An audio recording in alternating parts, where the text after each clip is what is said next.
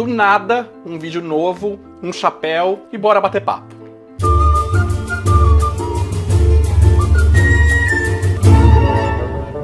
Primeira coisa que eu tenho que fazer é agradecer vocês por estarem aqui comigo. Os vídeos de Abracadabra 2 estão sempre rendendo muitas coisas, muitos comentários, uma visualização super legal que eu já não tinha no meu canal faz algum tempo. Então, obrigado por vocês estarem aqui comigo. E em nome disso, eu resolvi fazer um vídeo um pouco diferente. Eu fiz um post aqui na comunidade do canal do YouTube, perguntando e batendo um papo com vocês sobre Abracadabra 2. Também abri uma caixinha de pergunta lá no meu Instagram e peguei até alguns comentários do último vídeo, que foi eu reagindo ao trailer. E resolvi trazer pra cá pra gente conversar um pouquinho, bater um pouco, e eu dar os meus pitacos e as minhas opiniões. Bora lá! No Instagram eu perguntei se vocês tinham gostado do novo trailer e o que vocês acharam no geral. E os comentários foram: sim, eu gostei. Eu amei a Márcia dublando a Winnie. Ficou muito próximo do que a Sônia fez. Ai, esse foi um dos grandes acertos que eu acho que a dublagem fez. Uma coisa que eu conversei com o Arthur é que a Disney é muito criteriosa quando o assunto é dublagem dos filmes. E eu acho realmente que o primeiro teaser que teve a Mariângela não deve ter tido uma boa repercussão. Eu achei a dublagem dela muito mais caricata do que precisava ser.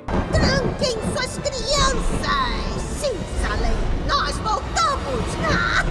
E agora, com a voz da Márcia Morelli, parece que deu um outro tom, que achou esse lugar de perversidade. Vamos sobreviver ao nascer do sol. Temos que roubar as almas delas. Que a Sônia Ferreira, dubladora original da Bette Midler, que inclusive já dublou ela em uma porrada de filme, viu? Tem pedras preciosas no cofre! Oh, Sam, me perdoa! Que tipo de pedras? Quantas? Eu não sei! Lembrando que eu tenho um vídeo aqui no canal sobre as dublagens do Abracadabra, tanto a do DVD, que é a mais conhecida, Estamos em casa. Doce vingança. quanto a do VHS. Estamos em casa! Que doce vingança, Mistes Manas! Dá uma olhada lá. Adorei, mas não gostei delas voando, parecia muito irreal. Concordo. O assunto das bruxas voando é um grande tema e hoje, depois de assistir milhares de vezes o trailer, além de estar com uma cara bem clara de chroma key, eu acho que faltaram alguns elementos que fazem das bruxas da Abracadabra elas. E pra mim o primeiro que chega são as capas. Se você reparar as capas do primeiro filme e as capas dessa cena, você percebe que elas estão murchinhas, elas estão sem graça. Pra quem não sabe, eu já faço, e esse ano também vai ter vídeos de Halloween, e eu sempre trago as irmãs Sanderson pro meu canal. Geralmente são vídeos com músicas bem divertidos. E em todos os vídeos eu faço elas voando.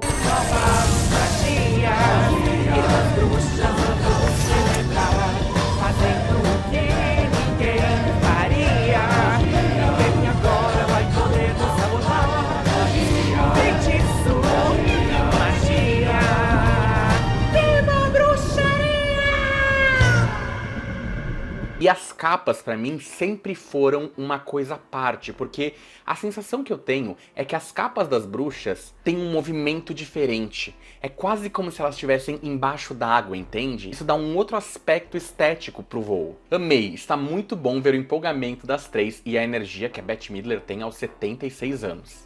Gente, vocês têm noção de que a Bette Midler tem quase 80 anos de idade? Tudo bem, eu sei que eu arredondei bem aqui, mas é impressionante ver essa mulher ainda fazendo a Winifred com esse nível de energia. Lembrando que há pouco tempo ela fez Hello Dolly, um musical na Broadway, em que ela fazia a personagem da Dolly Levi, a protagonista.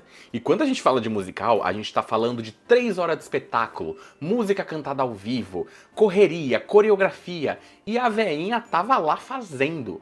Just like a dream, your spirit seemed to turn on. That Sunday shine is a certain sign that you feel it's right as you know.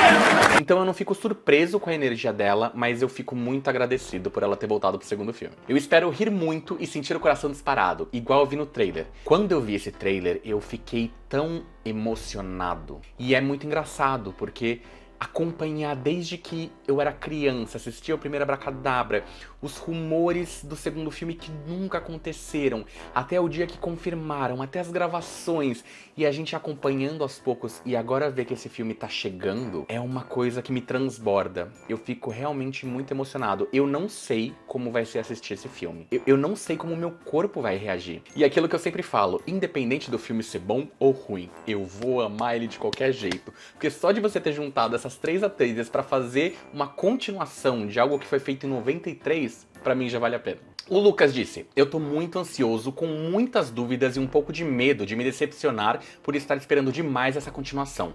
O trailer me animou, porém eu ainda sinto medo de ter ficado muito caricato. Olha, Lucas, eu vou te falar que eu também tinha esse medo. Hoje, depois de tudo que eu tenho visto de entrevistas e depois de tudo que eu vi do trailer mesmo, e até do primeiro teaser, eu tô com menos medo da caricatice. Porque o trailer pra mim deixou bem claro de que ele tá no tom. Ele tá no lugar das piadas, e eu acho que isso vai funcionar muito bem. E uma coisa que a própria diretora disse, a Anne Fletcher, é que se tem alguém que sabe fazer essas bruxas, são as atrizes que criaram elas. E isso me deixa muito tranquilo, de saber que elas estavam de fato muito preocupadas com fazer uma boa sequência. Inclusive saiu uma matéria linda no Entertainment Weekly, que deu pra gente essa imagem nova e que trouxe entrevistas das 3 atrizes. E vamos falar um pouquinho sobre isso? A matéria começa assim, Abracadabra 2. As atrizes refletem sobre reprisar as irmãs Sanderson. Foi bastante satisfatório. A Kat Nadim dá um depoimento lindo, falando que o filme original era para ser lançado no verão, mas acabou sendo lançado no outono, e que ele teve uma certa notoriedade ali, mas sumiu e ninguém falou sobre isso. Eu também já fiz um vídeo aqui falando que as críticas do primeiro filme, assim que ele saiu, não foram boas. O filme foi meio que um flop na época. Porém, a Kat continua dizendo que quando o filme foi pra televisão, se tornou um negócio absurdo. Se tornou o cult classic que a gente ama hoje. E aí chegaram os VHS, chegaram os DVDs, os Blu-rays, o streaming, e o filme acabou se tornando um clássico por si só. Ela disse que naquela época ninguém sabia se era pra criança ou não, se era assustador demais ou não, e que com o tempo o filme foi virando essa febre que é hoje em dia. E aí a Bette Midler diz que mesmo quando o filme se tornou um fenômeno, ainda assim não se falava sobre uma continuação. 10 anos depois, ela mesma fez algumas ligações pra Disney pra ver se era possível fazer uma continuação, já que o filme parece que só crescia com o tempo. Mas ela disse que a Disney não demonstrou interesse nenhum. Depois de um tempo, ela ligou pros estúdios porque ela queria muito usar o figurino da Winifred. Só que os estúdios, de novo, negaram que ela usasse o acervo. Então, olha que maravilhosa essa história, gente. Ela disse que ela entrou na internet e foi buscar roupas da Winifred. E ela ficou surpresa com a quantidade de figurinos, de cosplay, de imitações, de objetos que se tinha sobre o filme e de como o filme ainda era um fenômeno. Então, ela resolveu começar a fazer algumas aparições como Winifred Sanderson. Ela cantou no show dela I Put a Spell on You.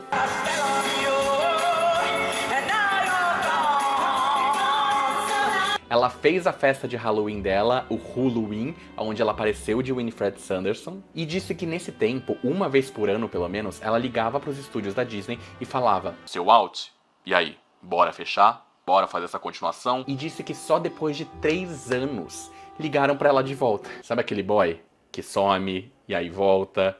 Oi, sumido, como é que você tá? Foi o que a Disney fez com Dona Bette Midler. Aí o estúdio de fato falou com ela e disse que faria, mas se fosse algo feito pro streaming, que eles não queriam lançar nos cinemas. O que eu também não entendo, depois de tanto tempo, a Disney continua fazendo um filme ruim da Marvel, continua fazendo um filme ruim e colocando no cinema, e Abracadabra eles decidiram que ia ser só pro streaming, sendo que já tem uma legião de fãs confirmada. E aí tudo começou. E a Sarah Jessica Parker disse que ela mesma nunca teve contato pra fazer o filme acontecer. E provavelmente a única pessoa que teve esse envolvimento foi a Bette Midler. Mas ela disse que sempre que esse assunto aparecia nas redes sociais, ela falava que ela super faria uma continuação. Então, quando aconteceu, ela disse sim imediatamente. Ela disse que foi fácil fazer o filme, que meio que tudo já tava lá. A parte difícil foi lidar com o contratempo do Covid-19. E com esses depoimentos lindos, eu vou continuar com as perguntas e comentários de vocês. Eu sinto que o Gilbert vai ser um Hans da vida, já que ele escolheu a vela especificamente para as meninas, comprou a Casa das Bruxas e a transformou em uma loja. Mas lembra também do Scooby-Doo e o Fantasma da Bruxa. Pode ser que ele tenha interesse em comum com as 3. E espere que ao ajudá-las a voltar à vida, elas retribuam o favor. Essa é uma teoria muito boa e eu acho que faz sentido, porque de fato é muito estranho a gente ter o personagem do Gilbert dando a vela pras meninas. Então, será que tem um plot twist por aí? Será que o Gilbert já sabia de tudo isso? Tenho uma dúvida. Por que ali apareceu 370 anos depois? Tinha que ser 30. Será que vão ignorar o primeiro filme e fazer uma espécie de reboot? De fato, essa questão da cronologia das datas, já que eu sou horrível de matemática, eu não sei te responder, mas eu posso te garantir de que isso não vai ser um reboot. Primeiro porque não faz sentido você fazer um reboot com as mesmas atrizes. E lembrando que a gente tá falando de Abracadabra 2. Eles não estão de maneira nenhuma cancelando ou esquecendo do primeiro filme. É de fato uma continuação. Pelo que eu lembro, tem uma cena que foi feita no cemitério recriando o final do primeiro filme, com o Max, com a Dennison e com a Allison, mas não com os atores originais. Eu acho que deve ser só uma cena aberta, provavelmente com os personagens de costas. Diego, tô preocupado com a continuidade. Por exemplo, no primeiro filme, a vela da chama negra estava quase no fim da cera, e o tempo que a vela durava era o tempo que as bruxas tinham, até o sol nascer. E agora, no segundo filme, a vela aparece já maior, com a cera já restaurada, o que não faz sentido nenhum pra mim. Outro exemplo é que no primeiro filme, a Allison diz que a Winifred ganhou o livro do próprio diabo, e aqui vimos que a mãe deu a ela no seu aniversário de 16 anos. Sobre a vela da chama negra, ainda é um mistério mesmo, né? Porque a vela tá muito diferente do primeiro filme, mas eu acho que deve ser alguma espécie de restauração. Eu tenho certeza de que a vela da chama negra tá dentro daquela vela que o Gilbert dá pra elas, senão não faria sentido. Até porque se a gente olhar pra vela da chama negra, ela não tem nada a ver com a vela do primeiro filme. Ela tem essa aparência de ter uma cera em volta que tá escondendo o interior dela. Eu sinto que em algum momento no filme vai ser revelado que dentro dessa maçaroca toda tá a verdadeira vela da chama negra. Já sobre o que a Allison fala, tem algumas coisas aqui que a gente tem que pensar. A primeira coisa é que o que tá escrito ali e a Allison lê é algo que foi escrito historicamente. E a história não necessariamente é um retrato fiel da realidade. E vamos colocar uma coisa aqui em perspectiva. Eu sou um bruxão, tá, gente? Eu faço os meus feitiços, faço os meus negócios, essa é minha religião de fato. E a gente sabe que quando a gente faz parte de qualquer religião ou filosofia pagã, é muito fácil que algumas religiões nos denominem como mal, como diabo, como Satã. Lembrando que existe o satanismo e também tá tudo certo, cada um segue aí o que achar que deve seguir. E um terceiro ponto que é importante dizer é, quem disse que este diabo não pode ser uma mulher? I give them the book, I'm the Mother Witch. Lembrando que nesse caso, o diabo pode ser simplesmente uma mulher que segue uma religião pagã. Para muitas pessoas, eu sou considerado um diabo, justamente porque eu pratico e sigo a bruxaria. Tem uma coisa que me chateia muito, forem ter mudado o cabelo da Sarah, e aquela cena do voo que eu tenho medo daquele CGI. Sim, o cabelo da Sarah ainda é uma questão, porque, de fato, como eu já disse algumas vezes, e o Arthurzinho também, aquele cabelo deixa a Sarah Jessica Parker com cara de Sarah Jessica Parker. Por mais que o cabelo seja loiro e comprido, é muito engraçado você perceber como um racho diferente no cabelo faz toda a diferença. No filme original, ela parece a Sarah Sanderson, na continuação e nos posters, ela ainda tá com cara de Sarah Jessica Parker. Mas a gente já viu por ela no trailer de que isso não vai acontecer com a interpretação dela. Tomara que o Diego esteja certo e a cena das três voando seja melhorada. Acho que faltou uma lua ali, porque no trailer do primeiro aconteceu isso também. Teve duas cenas que apareceram diferentes no produto final, que são as cenas dela voando em frente ao cemitério e a cena de quando explodem a casa, saem voando. O céu tá diferente. É importante a gente lembrar que enquanto esse trailer foi feito, provavelmente o filme ainda tá na pós-produção. Então é super natural que algumas cenas sejam usadas. Como o Robinho falou, existem cenas no trailer do primeiro filme que foram deletadas e nem sequer estão no produto final. Então eu tenho esperanças de que aquela cena vai ser melhorada. Enquanto eu gravava esse vídeo, foi lançado um clipe oficial do filme, que mostra justamente a cena delas voando. E aqui a gente consegue ver que a correção de cor já fez toda a diferença na cena. Ela parece muito menos artificial do que no trailer. Porém, ainda tenho a sensação de que falta alguma coisa. Até porque a cena feita na lateral e a última cena desse clipe, eu gosto muito. Mas a cena de frente ainda me incomodava. E aí eu pedi licença para dona Disney e eu tomei a liberdade poética de fazer uma pequena modificação.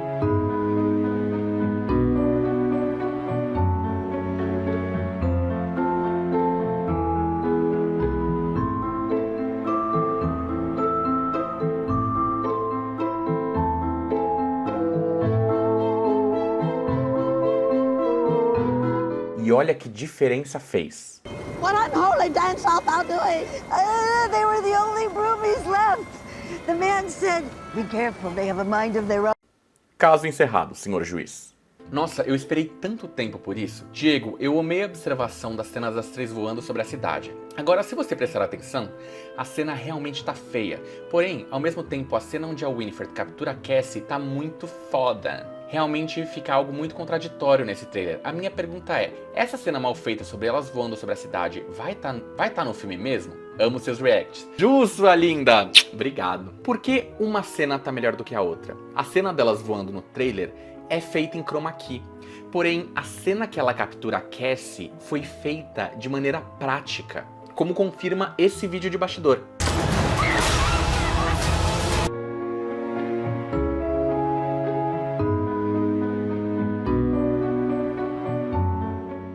Absolutamente todos os diretores, toda a galera de efeitos visuais especiais sempre fala que se a gente tem a possibilidade de fazer algo de maneira prática, vai ser melhor. E querendo ou não, Abracadabra vem de uma tradição onde os voos, na sua maior parte, eram feitos de maneira prática. Os que não eram, foram muito bem feitos, tornando cenas super ícones até hoje. Assim como se a gente parar pra pensar, no final do trailer tem elas voando do palco do festival e aquela cena tá incrível. Por quê? Porque ela também foi feita de maneira prática.